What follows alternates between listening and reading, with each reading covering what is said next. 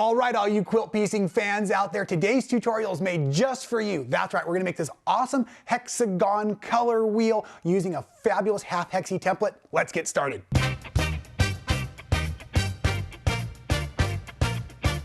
A big thank you to Cotton and Steel, a wonderful group of designers that have helped me put together this collection to make this awesome color wheel featuring their new color spectrum fabrics. Now, check this out. We have taken 42 pieces off of this 5x5 pre-cut pack, and we've started over here with their lightest color, right? And we go all the way up and around the wheel. And as we come back around, you're gonna find that last print there waiting for you. Isn't that great? So, I'm gonna work from my fabrics right off of the stack, and even better than that, down in the description below, right next to that subscribe button, we've got a couple of awesome printables. One of them right here is the actual photographs of the fabric in the same color order that I've used so that you know how we put it together. And then we've got a really cool half hexagon, or excuse me, I should say hexagon coloring page that you can use like I did here to determine how you're gonna piece together your half hexis. There are 42 pieces in the collection, and so I had to figure out how I could get 42 of them to form this fun diamond shape around and stay in order. So I did a pencil and a little bit of math, and I didn't get it right the first time, but once I figured out all 42 pieces, I've colored it in, and this little page is exactly what you see on the wall behind me. So, we've got lots of work to do today, and it's a ton of fun, but I want to teach you how to get your fabrics ready for the piecing, and then I'm going to walk you through how the strip management construction happens. So, first of all, let's start with some of those squares, right? So they're 5x5s, and I'm going to stack them up as organized as possible, and obviously keeping them in my color order.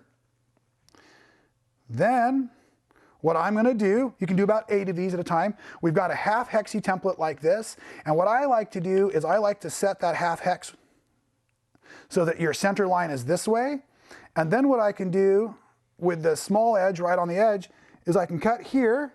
Now I've got a Lazy Susan, so I should use it. I can cut here, and I can spin, cut here. So that forms the first stack. And then I can do the same on this side. When you're cutting lots and lots of layers like this, take a minute to slow down because you want these to be fairly accurate as you're working. And then once you have them put together like this, I want you to go ahead and match them back up. 2 by 2, just like you're doing for the arc, and then just flip them upside down, like yay, and start to stack like that, okay? Once you have all of your color or your spectrum fabrics cut out like that, they'll kind of be a big pile. This is the same thing going on. Then what I did is I counted down 22 of them and I split them so that I could start to manage, because we're doing a wheel, which means where we start, we also kind of have to stop. So we have to go in both directions. So just split your piles so that they're organized, and we'll start working off of them. You probably saw a few of the fabrics we're missing. I've already started building some of the strips for us, right? We got to talk about those gray background pieces. And yes, the entire background is pieced. I didn't do it in strips. I did the piecing all the way throughout the background because I believe that helps with the construction. It helps hold everything together nicely, and it gave me great places to quilt. I use those lines in the piecing for my quilting lines, right? We'll talk more about that in a little bit. So for that background fabric, I literally purchased 4.5 yards, and I think I used every single inch of it when I did the binding and everything. Take about 3.5 yards as you're getting started and cut them into 2.5-inch wide strips by the width of your fabric. Once you have those cut out, take one at a time, and we're gonna fold it up so we can do lots of cuts at once, but just do it one strip at a time. I love this green selvage they've got on this print, but it's kind of wide, so I've slid it down so that my selvages match up to maximize my strip. Then my first fold hits the selvage, my next fold hits that fold, and that will give us just enough that we can lay our template on there just like that and start to cut. And I just turned the music up one afternoon and I cut, like I said, 3.5 yards worth of 2.5-inch strips. I can't even tell you how many hexagons it is. Somewhere near 1 million, I'm sure. Make your stack, very easy like that.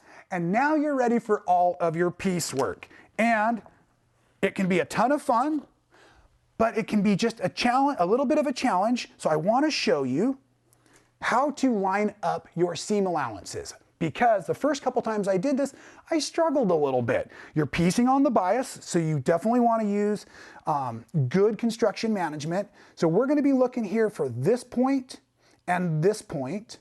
You're going to be laying your fabrics right sides together. So first I make sure they're going to match. That's not going to sew. That's going to sew. Then we're going to bring this over here.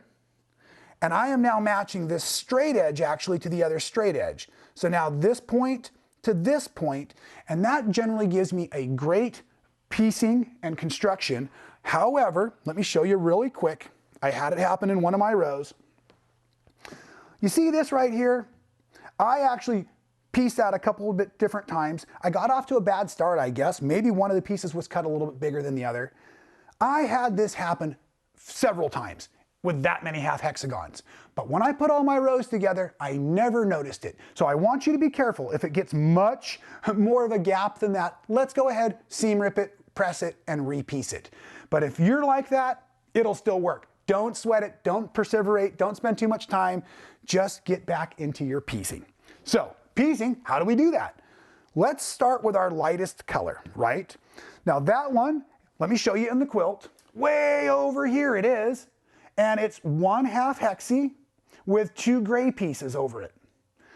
The first couple rows don't follow our rhythm, and then we get right into pace. So we have this here, and then we would need to sew on our 2 gray strips like that. And when that's all done, you can see it looks just like this. Now that's fairly easy. I'm going to spin it, so I'm going to work down this way here.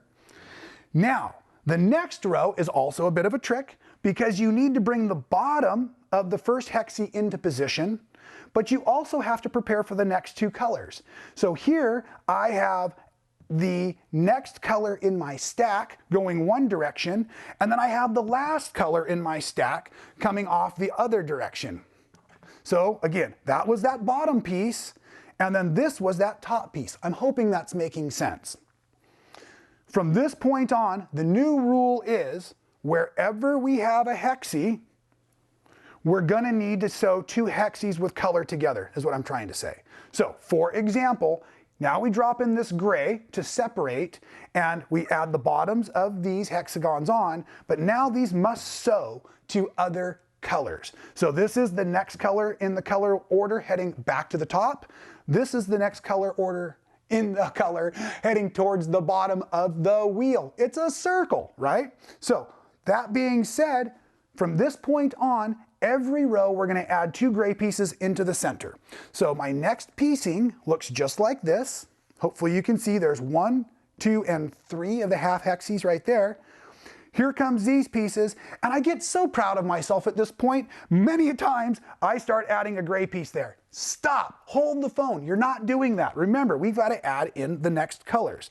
So back to my management. Remember, these were the piles I counted down. So with that countdown, that now means that this piece is going to end up here because this is the color order going that way, and this piece is going to come right over there. This is the color order coming down that way. Hoping that makes sense.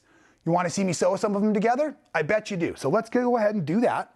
I'm going to bring this on over, and fun enough, after enough piecing, you'll probably find out you can actually even chain piece these gray pieces, because remember, we're just adding 2. So the next row will have 5 of the gray half hexis, and then we'll begin adding on our color spectrum pieces.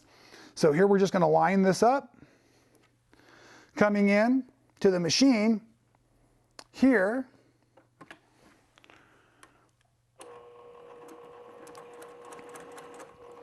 And I'm also looking down at that bottom corner to make sure things stay lined up. I've got a cool 1/4 inch seam guide on my machine, which seems to really help. And then I'll go ahead and open that up. Not perfect, but not too shabby either. That will certainly work. And then I'm going to grab the other color on the other end, and I'm going to bring it over here also. Line it up to the best of my ability. Presser foot. And you'll also notice I'm not back stitching. I think that might have been causing some of my issues early on. Shifting the fabric around.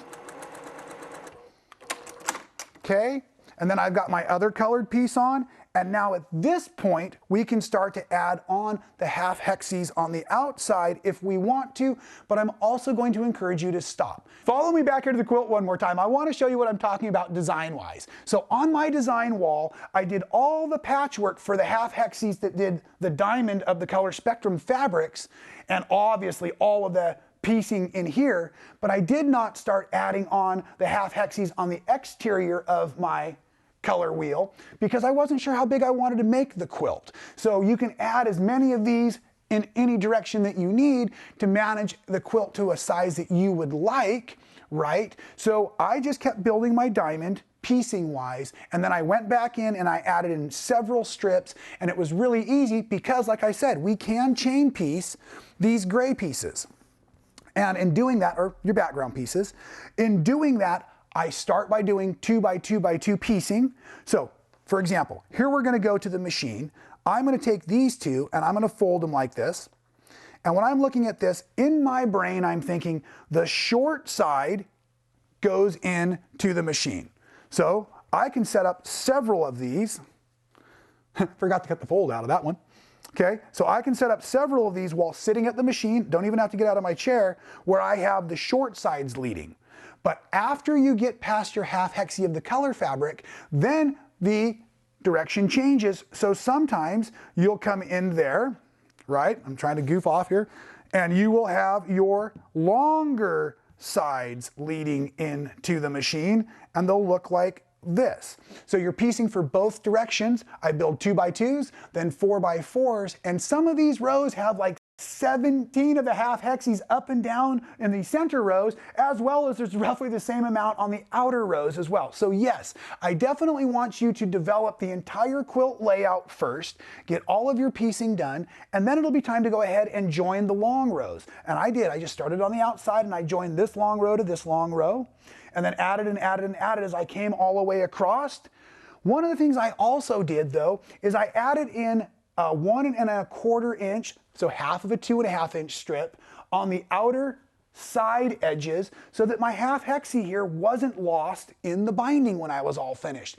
And so with that, I had all of my background built, and then it was time to baste it up and get ready for the free motion machine quilting. And I must say, I was feeling a little overwhelmed with all of this open space in the center, and I always try to start in the center, but I thought, hey, it's a color wheel. So I took my ruler and I just counted over the peaks of a few of the hexes, and I actually built in what I see as spokes in my color wheel. But once I had those pie wedges in place, all I had to do was machine quilt in 1 pie wedge at a time. So it took a lot of that overwhelming feeling away. And I wanted the focus to be fun on the free motion in the center, so then on the outer edges, I actually came over here and first ran a perimeter of stitching, and I did it with my free motion foot, but it is looking like Stitch in the Ditch, all the way around the wheel. Once I got around the wheel, then I came to the point where the hexes met, and on the background, I did a Stitch in the Ditch style, where I basically was trying to lay out and carve into the quilt the look of the hexagons.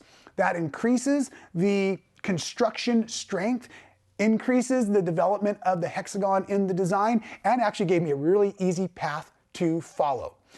There are a bunch of awesome techniques and tips for you to work on and play with within this project, both color management and a little bit of piecing on the bias skills, and a lot of fun to boot. So I hope you've loved this project. In the comments below, I would love to know how you've learned how to manage your colors as you become better and better at your quilting. We'll catch you next time right here at Man Sewing.